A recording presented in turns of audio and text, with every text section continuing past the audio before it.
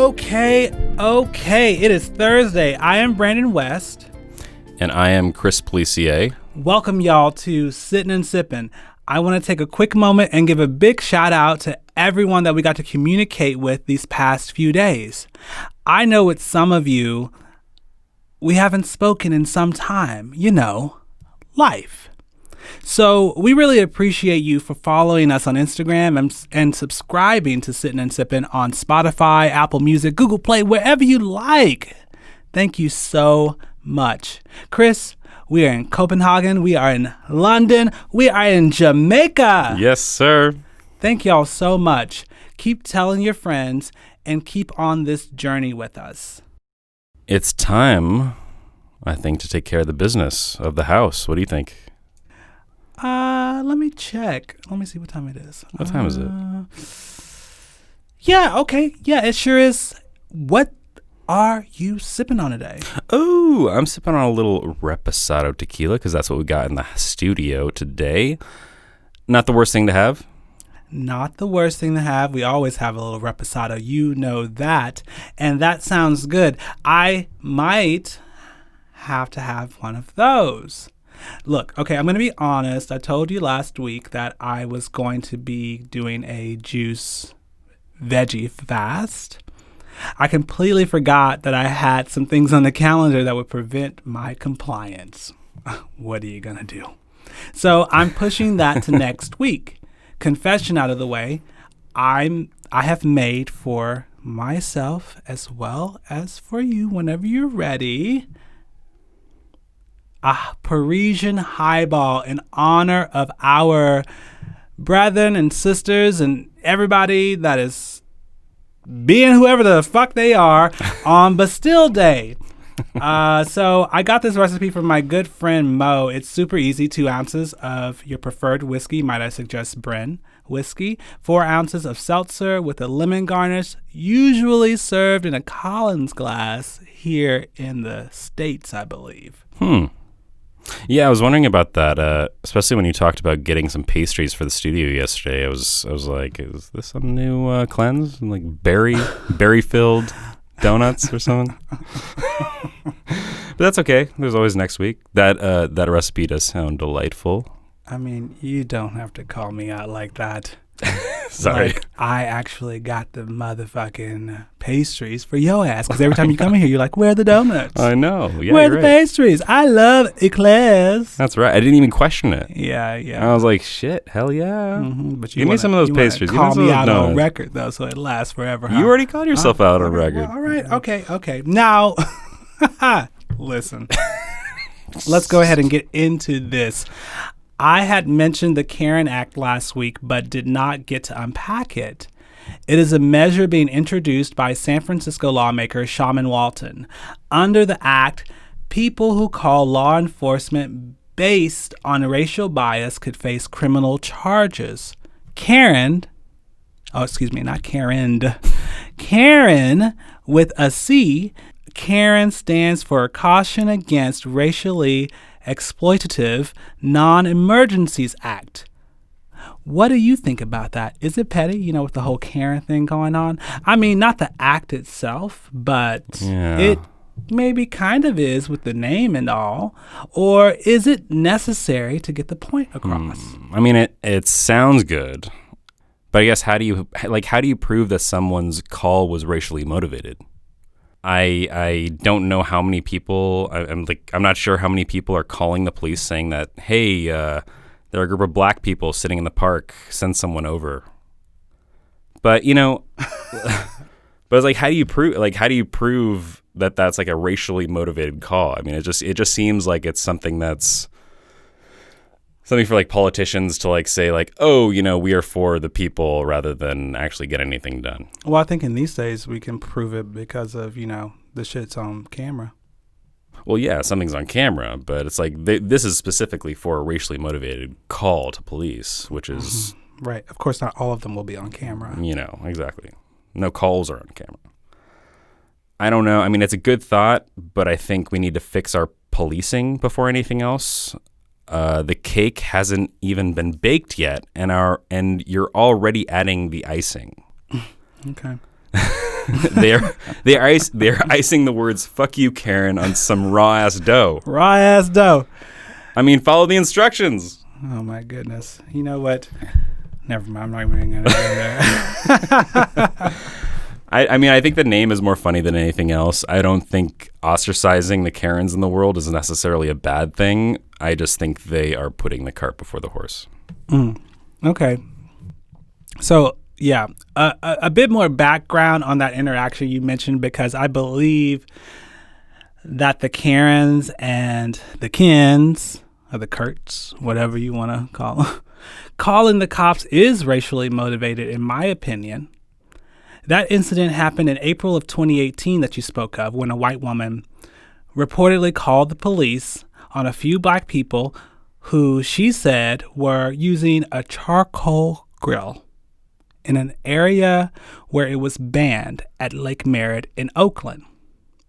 First instinct, call the cops.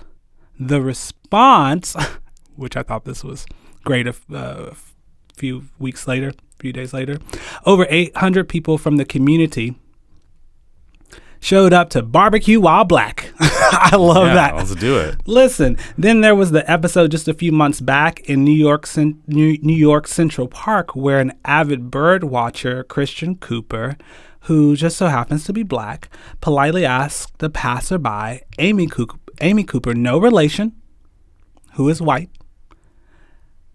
to leash her dog. As there are plenty of signs in the area, because of the landscape, dogs are not allowed off the leash. How did she respond? By becoming irate. So he began filming, and she decided that the right thing to do was call the cops. Turn up the drama, add tears, and screaming, bemoaning that she was going to tell them that an African American was threatening her life. Are you serious? Yes. Right. Yes, she was serious. Now, I certainly believe that there needs to be criminal justice reform, policing in America reform. I believe that the police need to be defunded, reallocating that money to more necessary areas in our community. We need to reimagine what policing is altogether. But are some white folks up in arms, literally, and calling the cops on black and brown people for no other reason than the color of their skin? Absolutely. Someone is probably doing it right now.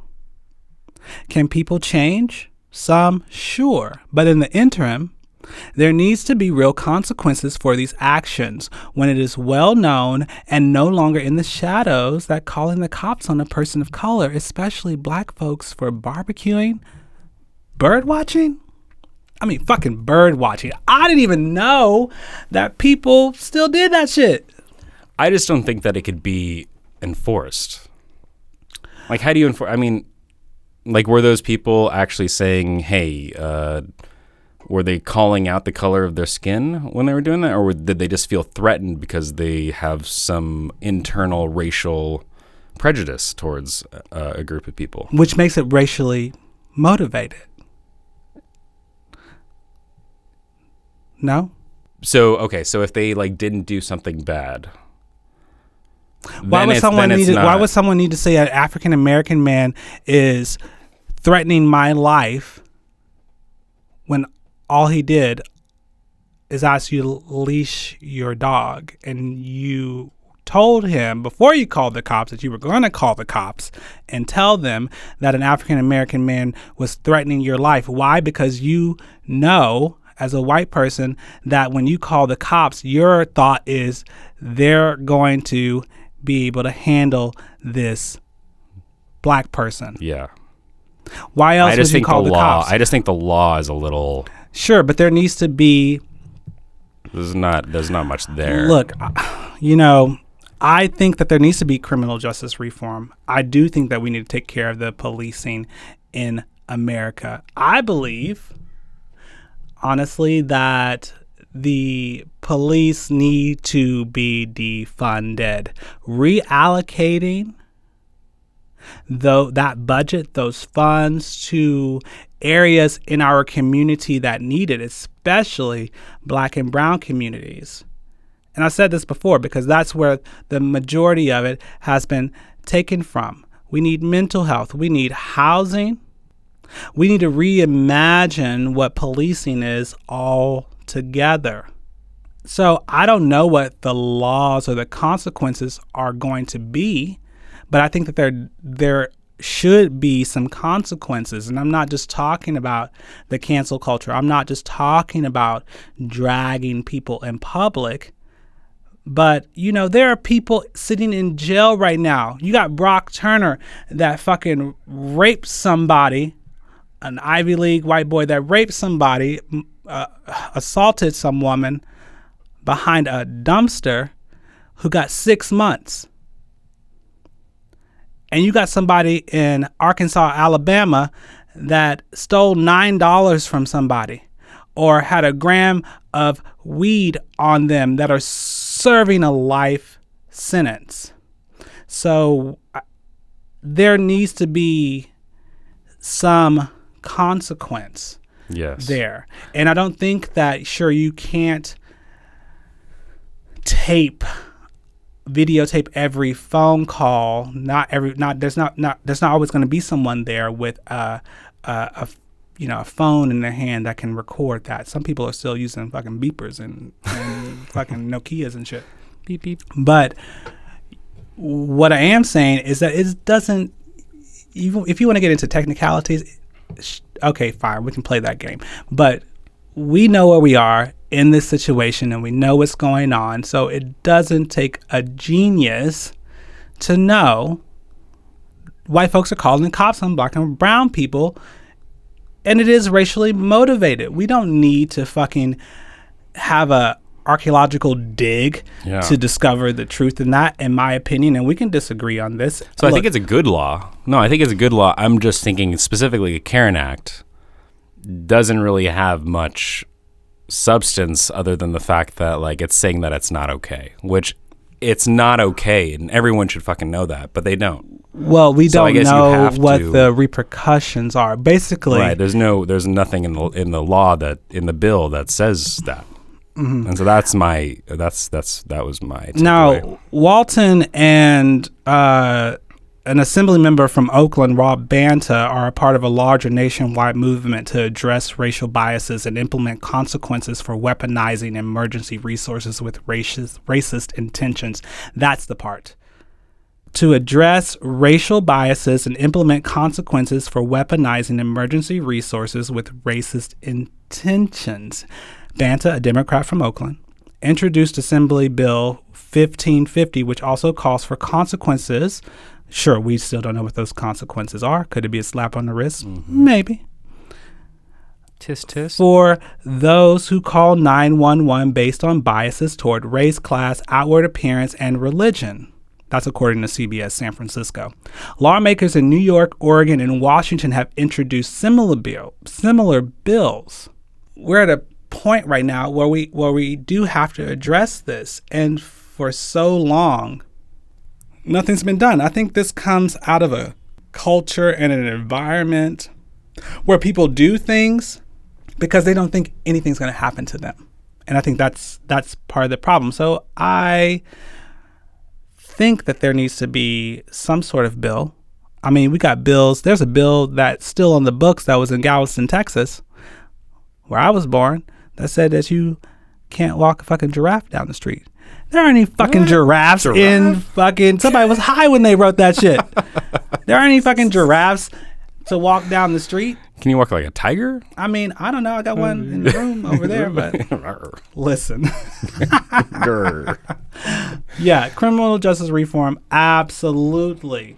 But there are people out here that are calling the cops on people because they're black. Mm-hmm. And I think we need to get outside of thinking that we need an investigation to prove that. We don't need a fucking investigation to prove that. No. George Floyd, that situation will tell you that. Breonna Taylor, that situation will tell you that. I just know that with this law, that's what's going to happen. And that's why I'm just kind of like, who's investigating it? I think, if somebody is... So it's just a shell. Calling the cops and somebody gets arrested for calling the cops and it's fake. You're wasting money. You're wasting resources for the people that support funding the police. Like, you should at least be against people misusing dialing 911 because they don't like that your child of color is selling lemonade on the sidewalk. So there needs to be some actions taken. We can figure that out. But, because what if I want to go fucking watch some birds? What if I want to barbecue? Better watch out for the Karens.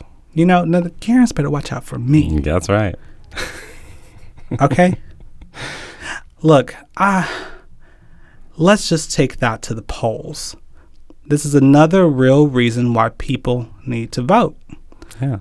This is another real reason why people need to read up what's going on in their localities. I most certainly believe. It's not a bad bill. It's not a bad bill. I'm just thinking, I mean, look, maybe there could be more. There could be more done. It's just, I don't know. I just feel like there's so many politicians out there right now because of all this movement. Black Lives Matter. They're trying to get votes. Sure. So they're passing any fucking little bill that they can. I mean, the Caren Act. I mean, it's a it's a good thing. Yes, I agree. Get some attention. Yeah. It's just I don't. That name, it just anyway. Doesn't. There's no consequences. It just doesn't mean anything. I mean, it means something in the fact that yes, you should be holding these people accountable for calling the cops on if you're bird watching, you shouldn't be, and then that makes these racially motivated police officers come after you in a certain way, and that's not good. No. But as in terms of the bill itself, I was just, Is it the bill or the name? Oh, the name's great. Okay. Love the Caren Act. Caren. The Caren and Ken Act. With the C, girl. With the C. Is Ken with a C too? What would Ken stand for? I don't know. Let me think. Whatever. I don't even. I'll get back to you on that one. Oh my goodness. Oh gosh. Well, yeah, I don't know. Let's take it to the polls.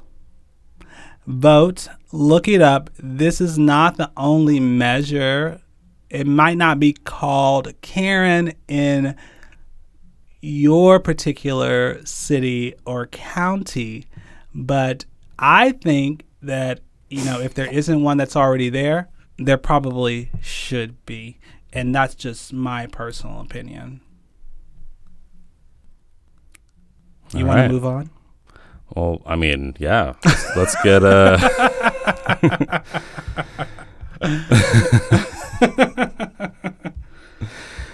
So I guess, let's get back to the show. Okay, well, before we move on, let's do one of our small business features.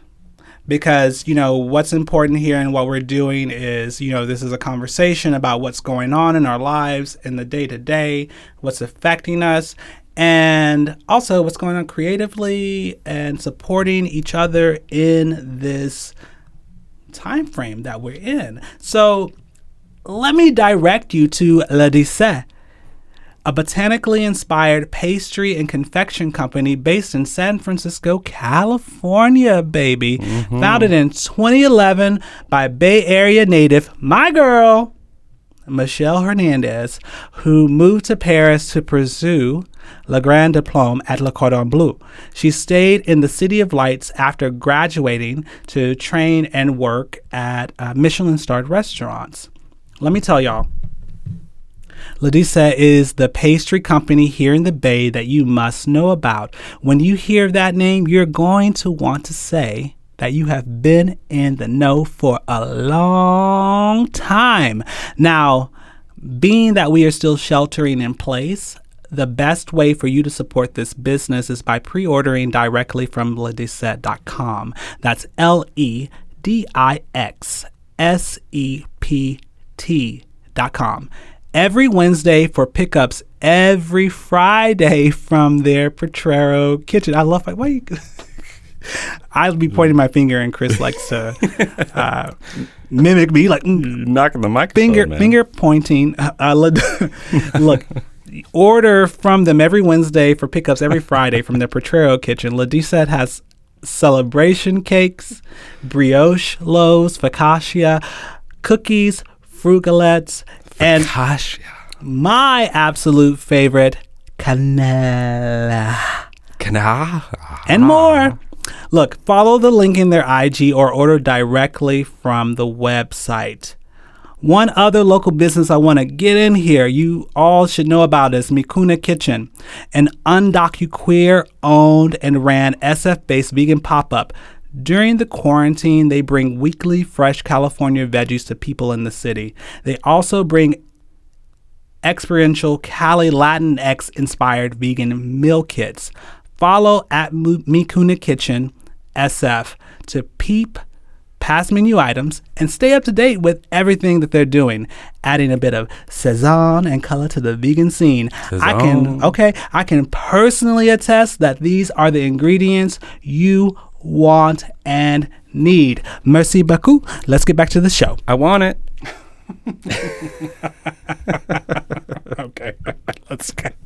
I want it now, baby. All right, well, let's talk about our notable homies of the week. Mm-hmm. It's a new segment. Yes. I wanted to take a moment to talk about the good people over at Moondog Studios in Alameda, which is a music recording studio owned by Marquinhos Brazil. And yes, he is Brazilian. Mm-hmm. He's a Brazilian immigrant who had a dream of living in America. Yes. He's a Brazilian immigrant who had a dream of moving to America to be a world-class percussionist. And he actually became Mariah Carey's touring percussionist during her glitter phase throughout the 90s. Yeah. He's a lamb. Oh, yeah, he's a lamb.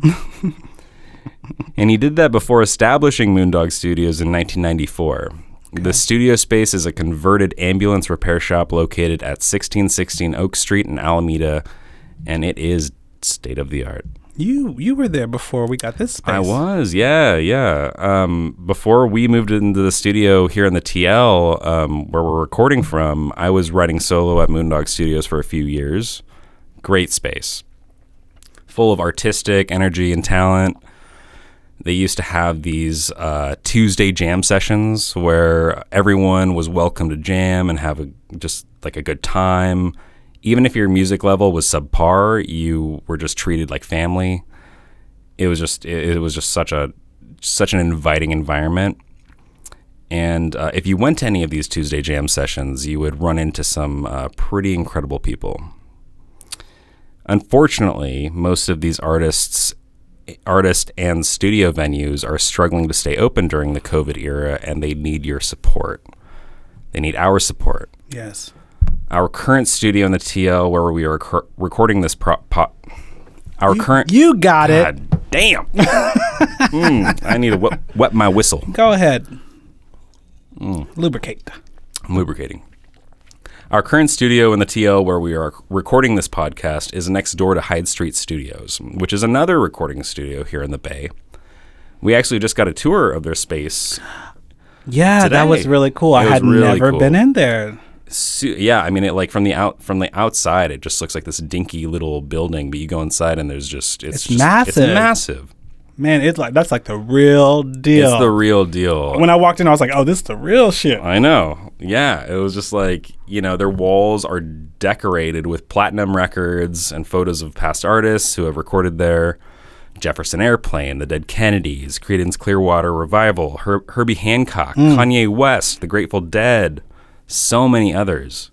All this talent and history is right in our backyard. I mean, it's literally 2 doors down. 2 doors down. We had an intern invite us in. Thanks, Mr. Pesto. Thanks, Mr. Big shout out to what's his name? Artist name Kevin Pesto. Kevin Pesto. Mm-hmm. So I just wanted to give them both a plug as they are notable homies and need our support. Yes, they do. We will share some photos and their website on our IG Absolutely. and social media pages. But we must. Yeah, we must. You got a notable homie to give love to, Brandon? Look, you know Brandon I West? do. You know I do. The notable homies I want to uplift today are Undocufied SF. By visiting undocufiedsf.org, you will learn more that unlike other victims, undocumented immigrants do not qualify for unemployment insurance, federal stimulus checks, or other government relief.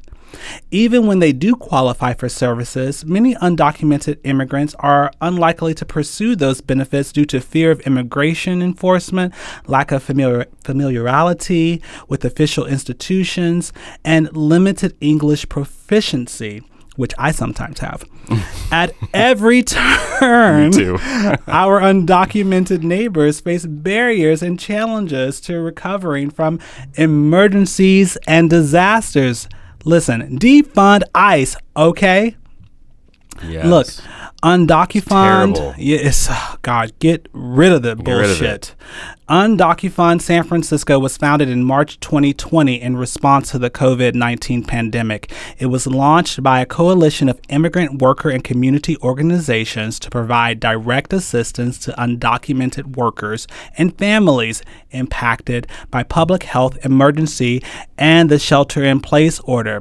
The fund seeks to support undocumented children, families, and communities affected by the COVID-19 coronavirus pandemic who live, work, or recently lost work in San Francisco City and County due to this pandemic.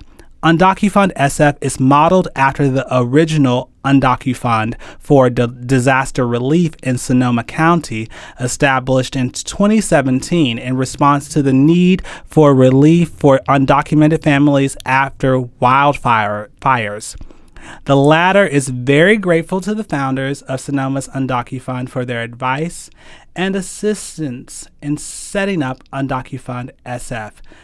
And I want to share that this is now a national organization and it deserves all of our attention. Donate and apply for jobs if you can be of assistance. Learn more about what you can do in your locality at unitedwedream.org. That's awesome.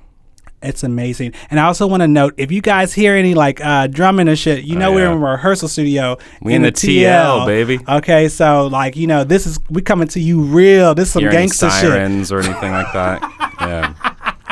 Any crackheads yelling at each other? Oh my God, don't call them crackheads now. That's not okay. Okay. You don't know what they smoking. Let's back up. Go on. It's those cigarette smokers outside. Oh, yeah. Mm-hmm. Jesus. Well, we'll get some hate mail from that. Okay. Well, you got anything else you want to announce before we get out of here?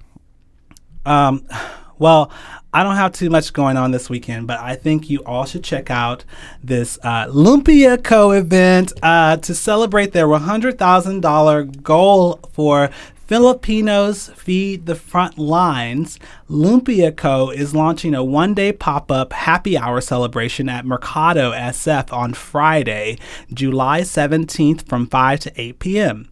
And I am going to stop by because I absolutely adore lumpia. So if you want to see me and you want to eat some lumpia, let's go. Tickets are $25 and include 6 pieces of lumpia, 1 dessert, 1 drink or cocktail, whichever you prefer. You don't have to get a cocktail if you don't do that kind of thing. I'll have a cocktail. And every purchase sends 1 meal to the front lines. I hope to see some of y'all there. Follow at The Lumpia Company and at Mercado SF on Instagram for more info on getting your tickets.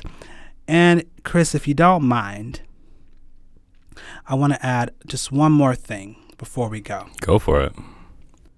Before we head out of here, I want to share that these have been very trying times. With the pandemic, human and civil rights reckoning, and sheltering in place, I want to place an emphasis on mental health. There are people spending this time in true isolation, and those that deal with serious anxieties that need social interaction. This is a real thing. And I know this is a very challenging period, worrying about this illness, about how you're going to pay your bills, eat, and find peace when the Zoom calls just aren't cutting it. Concerned about the interactions you may have had or will have as a person of color, a trans person, a queer person who's just trying to get some groceries or a bite to eat from a local business, wondering if you'll make it home. It's always been a challenge, and this must just feel like piling on. This is why it is so important that we check in with each other consistently, and even if you have to stand 6 feet away from the front door, you like how I did that, 6 feet away from the front door. Listen, know your neighbor. If there is an elderly person near and you know they live alone, give them a call. Pick up their groceries for them. And know that there are countless people and organizations that are here to help anyone dealing with mental health and financial crisis. I know there doesn't seem to be enough to satisfy everyone right now. But here in SF, call 311 if you are seeking help with food and finances. For my LGBT youth family, physical distancing can impact you by decreasing access to positive social interaction and increasing negative social interactions. LGBTQ youth seeking community, while physically distant from usual support, can join Trevor Space, the world's largest safe space social networking site for LGBTQ youth. I implore you to visit thetrevorproject.org to learn more about Trevor Text, Trevor Chat, and Trevor Lifeline, which provide 24/7 support to youth in crisis. If any of you, old or young, or someone you know is in need of mental health support, please let someone know, anyone, and connect with organizations such as Talkspace, an online therapy platform that provides users the confidential support of a licensed therapist through an easy-to-use HIPAA compliant app. Improve your mental health in the most convenient and affordable way.